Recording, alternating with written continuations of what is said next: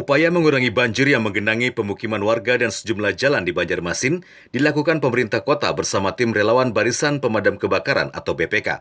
Mereka melakukan penyedotan secara estafet sejak Selasa pagi di 3 titik yakni Kuripan, Veteran, dan Siring Bekantan. Tujuannya untuk menormalisasi sungai kecil agar dapat cepat mengalir ke sungai besar Martapura.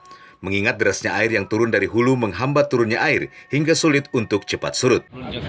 Kita coba hari ini kita evaluasi apakah bisa mengurangi gitu. Karena begitu sungai Martapura kena jam 2 mulai pasang lagi, ini kawan-kawan stop karena kada mungkin diteruskan.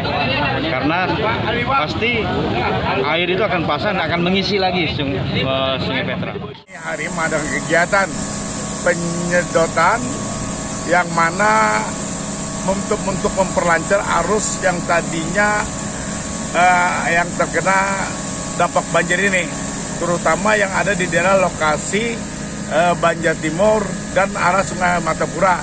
Karena kami mengantisipasi ini, jadi kami bantu dan kami dorong untuk bisa dikeluarkan untuk memperlancar arus agar tidak lagi tersumbat menjadi banjir.